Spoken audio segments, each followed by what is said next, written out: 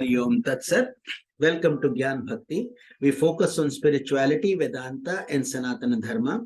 Please subscribe our channel for mystical meanings of the scriptures and daily satsang.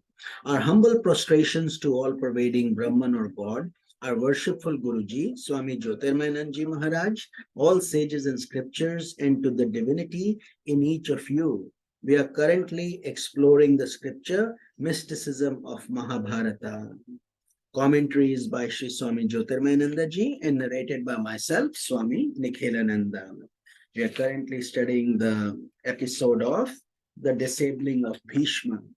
So angry and frustrated, Amba enlisted the assistance of sage Parshuram, who was a friend of her father, to convince Bhishma to accept her. Unable to reach an agreement, Parshuram and Bhishma fought a terrible duel, but neither of the two powerful personalities were able to emerge victorious over the other. Seeing that no one could help her, Amba realized that she alone would have to revenge upon Bhishma, whom she had held fully responsible for her plight. With her mind filled with that restless desire for revenge, Amba committed suicide and was reborn as a princess named Shikhandini. After years had passed due to some strange circumstances, the princess underwent a sex change and was then known as Prince Shikhandi. That prince was now fighting on the side of the Pandavas, and although all the soldiers considered him to be a male, Bhishma was never able to see him as anyone other than the unfortunate and vengeful Amba.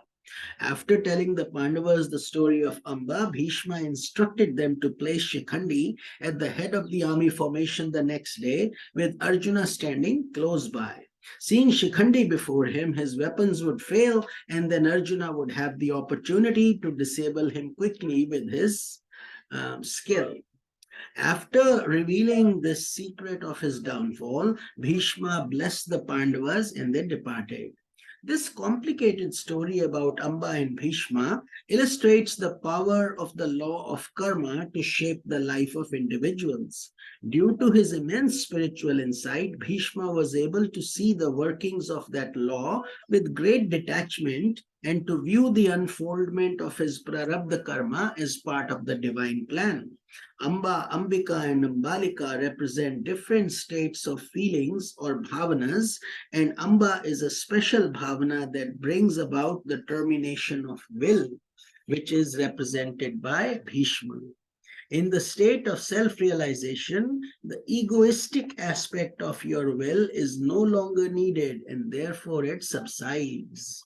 The transformation of Princess Shikhandini into Prince Shikhandi is symbolic of what happens when one becomes effective in one's self-effort or purushartha. It was by the force of purushartha that Amba was eventually able to bring about the downfall of Bhishma. In the popular use of the terminology, when purushartha is practiced, you become a purusha, you become manly. If you do not practice purushartha, you are apurusha or female. Spiritually, the symbolism has nothing to do with gender. It merely implies that only when you effectively exercise your self-effort do you become a true human being, utilizing the full capacity of your soul. With this, we conclude today's satsang. In tomorrow's satsang, we will pick up the episode, The Bed of Arrows. This is Swami Nikhilana. Hari Om Tat Sat.